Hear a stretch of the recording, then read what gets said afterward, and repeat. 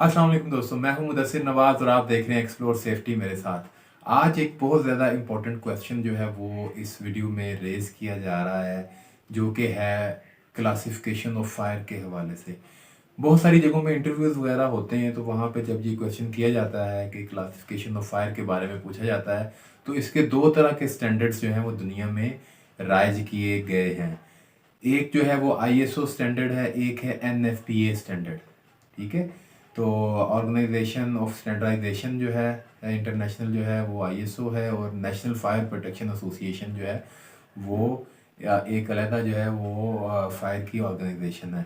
तो दोनों के स्टैंडर्ड्स हैं, कोड्स हैं। तो एनएफपीए का जो कोड 10 है वो क्लासिफिकेशन ऑफ फायर के हवाले से है, और इसी तरह अगर आईएसओ की बात करें तो 3941 जो है इनका कोड, ये जो है उसमें जो है वो क्लासिफिकेशन ऑफ फायर का जिक्र किया गया है। तो अब मसला ये है, बहुत सारे क्वेश्चन आ रहे थे, बहुत सारी जो है वो लोग सवाल कर रहे थे, और मुझे पर्सनली भी मेरे साथ रब्ता कर रहे थे कि एक तो स्टूडेंट ने मुझे फ़ोन किया कि उसका किसी जगह पे इंटरव्यू हो रहा था, तो वो वहाँ पूछा गया कि जी एनएफपीए की के मुताबिक जो है वो फायर की जो है वो क्या क्लासिफिकेशन है। और उसके बाद फिर जब उसने उसका जवाब दिया तो फिर पूछा गया कि आईएसओ जो स्टैंडर्डाइजेशन है उसके मुताबिक क्या इसकी जो है वो क्लासिफिकेशन की गई है। तो वो कहता है कि मैं बड़ा कंफ्यूज हो गया, वहाँ पे मैंने तो एक ही तरह की क्लासिफिकेशन पड़ी हुई थी, ये नहीं पता था कि एनएफपीए की कौन सी है और आईएसओ की कौन सी है। तो ये थोड़ा सा मैं एलेबोरेट कर दूं ताकि जो है वो जब किसी जगह पे इस तरह का क्वेश्चन रेज होता है तो आपको पता हो, जैसे कि वो पूछ लें कि एनएफपीए के मुताबिक सी क्लास कौन सी है या आईएसओ के मुताबिक जो है सी क्लास कौन सी, तो दोनों अलग-अलग है। तो आज की वीडियो इसीलिए है, मेरे साथ बने रहिएगा ताकि जो है वो कल को इस तरह का कोई क्वेश्चन आ जाए तो आप बेहतर तरीके से उसका आंसर कर सकें। तो सबसे पहले हम बात कर लेते हैं एनएफपीए के जो है वो फायर क्लासिफिकेशन की। तो उसमें जो ए क्लास फायर है वो है ऑर्डिनरी कंबस्टेबल मटेरियल, लकड़ी, गत्ता, कागज़, पेपर वगैरह। ठीक है। तो उसके बाद जो एनएफपीए के मुताबिक बी क्लास है, बी क्लास है फ्लैमेबल लिक्विड एंड गैसेस। जी, गैसेस को भी जो है वो बी क्लास में जो है वो रखा गया है एनएफपीए कोड 10 के मुताबिक। ठीक है। इसी तरह जो सी क्लास है वो है एनर्जाइजिंग इलेक्ट्रिकल इक्विपमेंट में जब आग लगती है तो उसको हम सी क्लास फायर कहते हैं अकॉर्डिंग टू एनएफपीए रूल 10। ठीक है जी। तो ऐसी बिजली की चीज़ें जिसमें बिजली लाइव इलेक्ट्रिसिटी इन्वॉल्व हो। तो डी जो है वो कंबस्टिबल मेटल है, पोटाशियम, मैग्नीशियम, सोडियम वगैरह। तो और जो है वो उसके बाद के क्लास आ जाती है। तो जो के क्लास है वो किचन फायर को कहते हैं, कुकिंग फायर को कहते हैं, और उसमें जो है कुकिंग में यूज़ होने वाले फैट्स में अगर आग लग जाती है तो उसको हम के क्लास फायर कहते हैं। तो ये तो थी एनएफपी की क्लासिफिकेशन। अब हम बात कर लेते हैं आईएसओ की क्लासिफिकेशन जो है।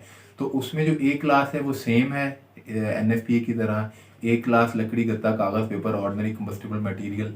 बी क्लास की बात आए तो इसमें यहाँ पे सिर्फ उन्होंने लिक्विड्स रखे हैं, liquid combustible material, petrol, diesel, मिट्टी का तेल, पेंट्स वगैरह। तो ये बी क्लास होगी। तो सी क्लास को उन्होंने गैसेस की फायर में ले गए, उधर सी क्लास इलेक्ट्रिकल फायर थी, यहाँ पे सी क्लास गैसेस की फायर होगी। तो सी के बाद डी क्लास, उधर भी मेटल की है, इधर भी मेटल की है, तो ये दोनों जगह पे सेम है डी क्लास। उसके बाद ई का जिक्र आईएसओ में कम मिलता है, आगे वो डायरेक्ट एफ पे चले गए हैं। तो एफ जो है वो एनएफपीए के क्लास जो फायर है वो सेम, वो इन्होंने एफ क्लास का नाम दिया हुआ है आईएसओ ने।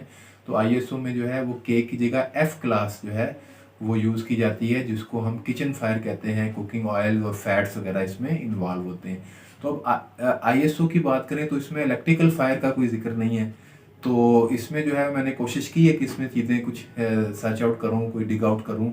तो उसमें कुछ जगहों पे मुझे जो है वो ई क्लास का कॉन्सेप्ट नज़र आया है, और कुछ जगहों पर ई क्लास का कॉन्सेप्ट नहीं आया। यानी कि इलेक्ट्रिकल फायर जो है एनएफपीए सी क्लास में रखता है, लेकिन आईएसओ जो है उसमें इलेक्ट्रिकल फायर नॉर्मली हमें देखने को ही नहीं मिलती। इसका मतलब है कि जब इलेक्ट्रिकल फायर हो तो तब क्या करना है, तो ये भी जहन में होना चाहिए।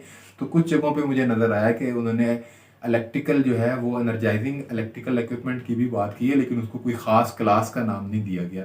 तो आप जो है इसको अलहदा से इस तरह से एलेबोरेट कर सकते हैं कि इलेक्ट्रिकल फायर जो है वो एनएफपीए के कोड 10 के मुताबिक तो सी क्लास में आती है, लेकिन अगर आईएसओ की बात करें तो इलेक्ट्रिकल फायर वहाँ पर जो है वो किसी क्लास के हवाले से डायरेक्टली उसका जिक्र नहीं आता।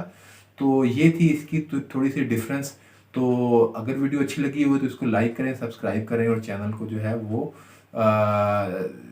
सब्सक्राइब कर लें, ताकि जो है मेरे आने वाली वीडियो जो है वो आप तक पहुंच सके। आपका कोई क्वेरी हो, कोई क्वेश्चन हो तो मुझे ज़रूर बताइएगा। इंशाल्लाह मैं ट्राई करूँगा कि उसका जवाब जल्द से जल्द आपको दे सकूँ। Thank you very much.